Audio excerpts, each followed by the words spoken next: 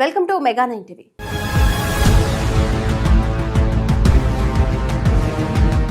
ఒక్కడు రోడ్ల మీదకు వస్తే అది ఊరేగింపు, వందల మంది వస్తే అది ర్యాలీ, అదే వేలాది మంది గుండెల్లోంచి ఒకేసారి కసిగా అడుగులు పడితే దాన్ని విప్లవం అంటారు.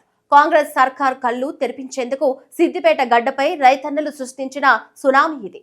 మాజీ మంత్రి హరీష్ రావు నేతృత్వంలో అనంతగిరి కొండల నుంచి రంగనాయక సాగర్ వరకు సాగిన మహా పాదయాత్ర సూపర్ సక్సెస్ అయ్యిందా? ఈ జన ప్రభంజనం బీఆర్ఎస్ రీ ఎంట్రీకి ఎలాంటి రూట్ మ్యాప్ వేసింది?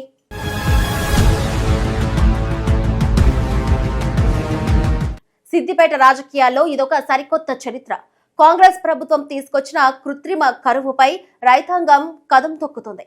చిన్న కోడూరు మండల రైతులు పిడికిలి బిగించి కదిలితే అనంతగిరి కొండల నుంచి రంగనాయక సాగర్ వరకు దారి పొడవునా జనసంద్రం ముంచెత్తింది. ఒకవైపు ఎండ, మరోవైపు సుదీర్ఘమైన నడక. అయినా సరే అన్నదాతల అడుగు తడబడలేదు.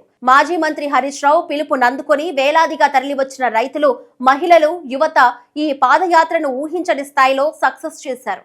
ఈ మహాపాదయాత్రకు లభించిన భారీ స్పందన కాంగ్రెస్ ప్రభుత్వంపై ప్రజల్లో అసంతృప్తి పెరుగుతుందనడానికి నిదర్శనమని బీఆర్ఎస్ నాయకులు అంటున్నారు.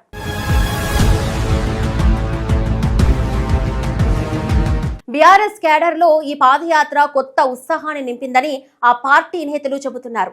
అధికారం కోల్పోయిన తర్వాత కూడా సిద్దిపేటలో ఇంత భారీగా జన సమీకరణ జరగడం క్షేత్రస్థాయిలో పార్టీకి ప్రజా ఆదరణ కొనసాగిస్తుందనడానికి నిదర్శనమని బీఆర్ఎస్ నాయకులు చెబుతున్నారు.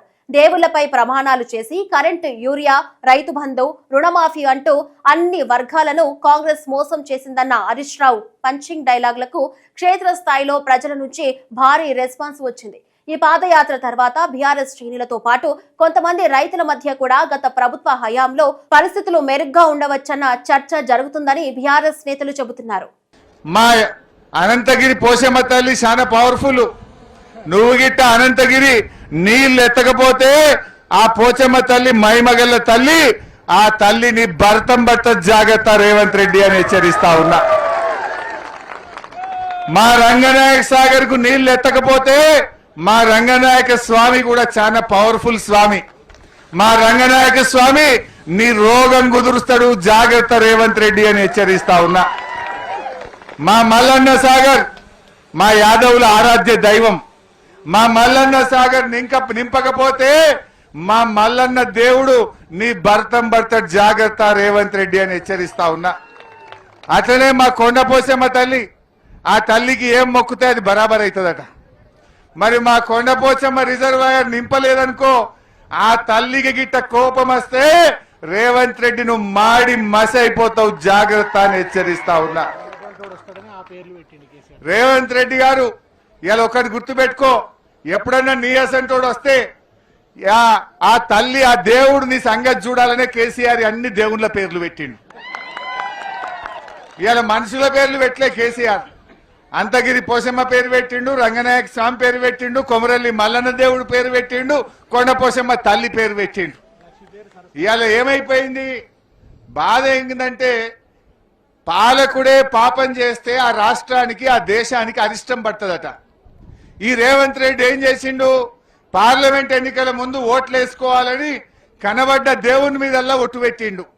15 ఆగస్టు కల్లా రైతుల రుణమాఫీ చేస్తా అని భద్రాద్రి రాముల వారి మీద ఒట్టు పెట్టిండు, యాదాద్రి లక్ష్మీనరసింహస్వామి మీద ఒట్టు పెట్టిండు, కొమరల్లి మల్లన్న మీద పెట్టిండు, జహాంగీర్ పీర్ దర్గా మీద పెట్టిండు, మెదక్ చర్చ్ మీద పెట్టిండు, ఏడుపాయల అమ్మవారి మీద ఒట్టు పెట్టి దేవుని మీద ఒట్లు పెట్టి మాట తప్పిండు ఇవాళ రేవంత్ రెడ్డి. ఇది బంజారాబాయి లొల్లేంద్రబాయి, ఇది బంజారాబాబు జసేప్ దేవుళ్ళ మీద ఒట్టు పెట్టి మాట తప్పిండు రేవంత్ రెడ్డి. దాంతో ఇవాళ ఏమైంది? దేవుడు ఊకుంటాడా? దేవుని మీద ఒట్టు పెట్టి మా పాలకుడే మాట తప్పితే ఆ రాజ్యానికి అరిష్టం పడుతుందట. ఇవాళ ఈ రేవంత్ రెడ్డి పాపం వల్ల, రేవంత్ రెడ్డి ఒట్లు పెట్టి మాట తప్పడం వల్ల ఈ రాష్ట్రానికి కరువు పట్టింది, కరువు వచ్చి పడ్డది.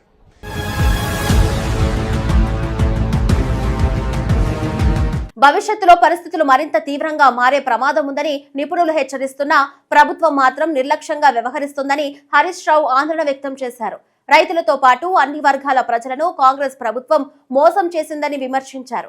ఇప్పటికైనా అహంకారం వీడి రైతుల సమస్యలపై దృష్టి పెట్టాలని డిమాండ్ చేశారు. రంగనాయక సాగర్ ను వెంటనే నింపాలని, లేకపోతే రైతాంగ ఉద్యమం మరింత ఉధృతమవుతుందని ప్రభుత్వానికి హెచ్చరిక జారీ చేశారు. ఏది ఏమైనా ఇవాళ రేవంత్ రెడ్డి కళ్ళు తెరవాల్సింది ఒక్కటే, ఈ యాత్ర బీఆర్ఎస్ పార్టీ పెట్టింది కాదు.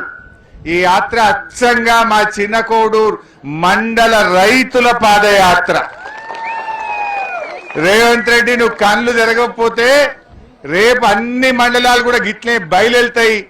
రైతుల యొక్క కోపాగ్నిలో, రైతుల యొక్క కోపంలో నువ్వు మాడి మసైపోతావు. ఇప్పటికైనా కళ్ళు తెరువు రేవంత్ రెడ్డి అని చెప్పి నేను డిమాండ్ చేస్తా ఉన్నా.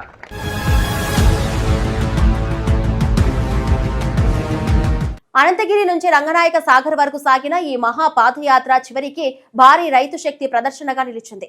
వేలాది మంది రైతులు ఒకే గొంతుతో సాగునీరు కావాలి, పంటలను కాపాడాలని నినాదించారు. ఈ యాత్ర ద్వారా రైతుల ఆవేదనతో పాటు వారి ఐక్యత కూడా ప్రభుత్వానికి స్పష్టమైన సంకేతం ఇచ్చింది.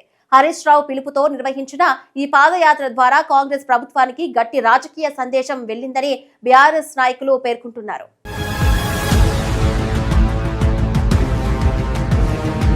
అనంతగిరి నుంచి రంగనాయక సాగర్ వరకు సాగిన ఈ రైతుల మహాపాదయాత్ర రైతుల డిమాండ్లను ప్రభుత్వ దృష్టికి తీసుకెళ్లాలన్న లక్ష్యంతో నిర్వహించిన కార్యక్రమంగా బీఆర్ఎస్ పేర్కొంటుంది. ఇక రైతుల సమస్యలపై ప్రభుత్వం ఎలా స్పందిస్తుంది, ఈ ఉద్యమం రాజకీయంగా ఎలాంటి ప్రభావం చూపుతుందనేది ఆసక్తికరంగా మారింది.